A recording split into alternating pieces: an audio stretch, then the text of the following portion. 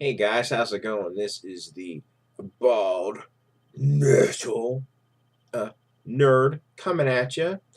In this video, I'm going to continue my series on Metallica albums, and in this video, I'm going to cover the 1999 release of S&M.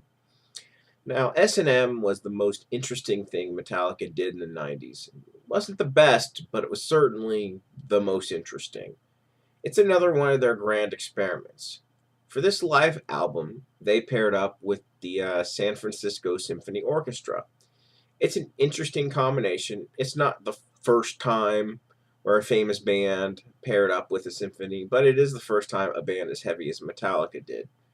They were mostly inspired to do this due to Cliff Burton's love of classical music, and they were also inspired by the Deep Purple album Concerto. I'm sorry, Concerto.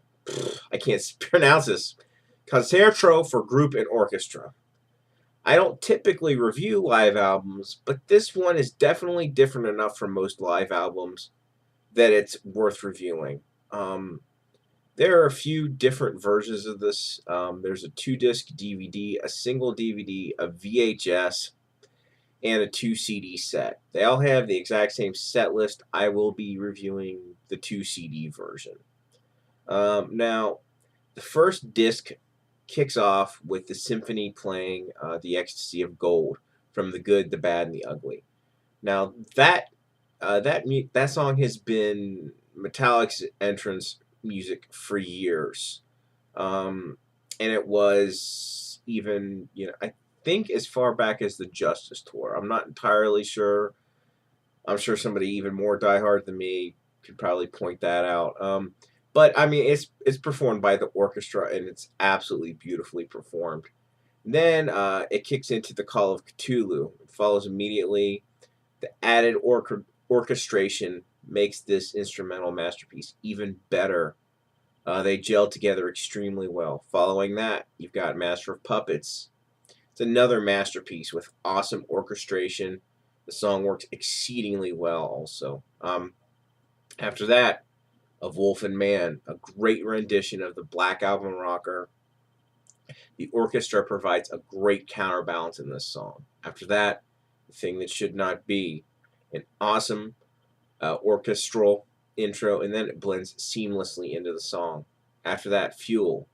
Orchestra adds depth to this high octane reload song. It does make it sound even more high energy than the original, which is great because the original is so punchy. After that, The Memory Remains. The orchestration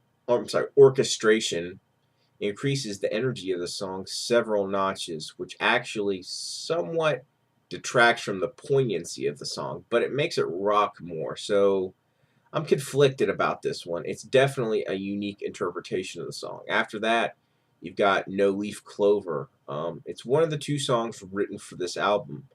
You can tell it was written with orchestration in mind from the beginning. Needless to say, the song and orchestra go together perfectly on this one. It's an absolutely great song. After that, Hero of the Day. The orchestration lifts this song from just being okay to really good, which is quite a feat. After that, Devil's Dance. The orchestration makes the song sound more sinister. It's very well done.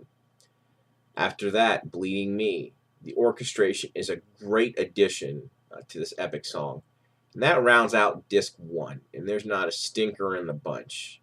The band and orchestra play great together in all of the songs.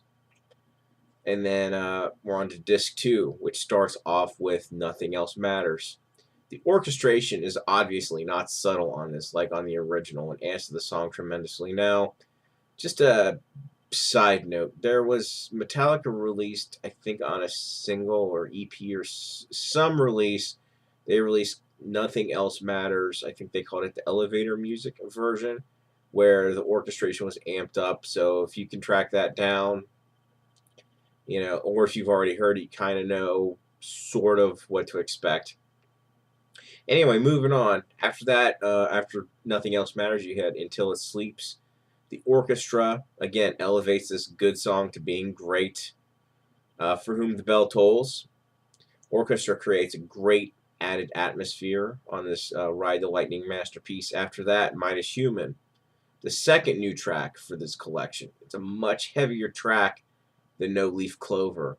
And it works great with the orchestration. Now, if only they had went this direction with the loads.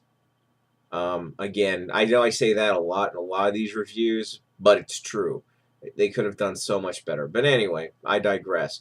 Moving on. Wherever I May Roam. The orchestra does really nice harmonization and swings on this one. After that, The Outlaw Torn. It's one of my favorite load songs, and it's even better. Sad but True. Orchestra adds even more punch to this song. After that, One. The orchestra makes this soar even more than it usually does. After that, Enter Sandman.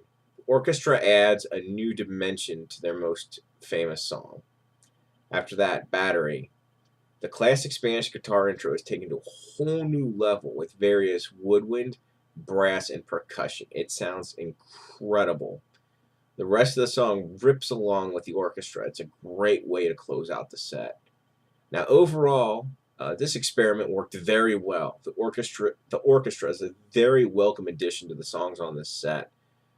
There are some notable songs missing, however, such as Fade to Black and The Unforgiven. And I think there's honestly just too many Load era songs. But I guess that would figure because of the era it was recorded in. But I would have hoped they would have done a few more classic tracks since the symphony pairing was for 2 nights only and not a whole tour. It's a minor gripe, but it is a gripe. The mix and mastering on this is very well done, and the album sounds great.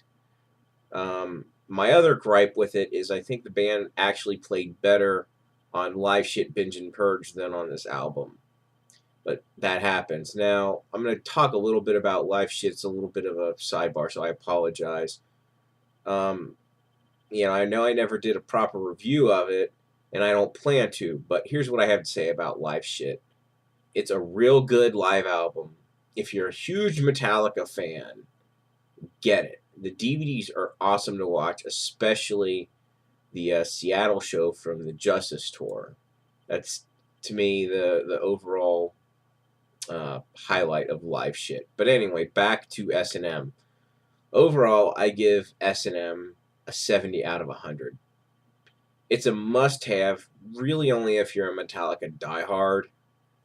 Pretty much anybody else can give it a pass. I mean, it's good, but if you're not a huge fan of the band, it's not a requirement.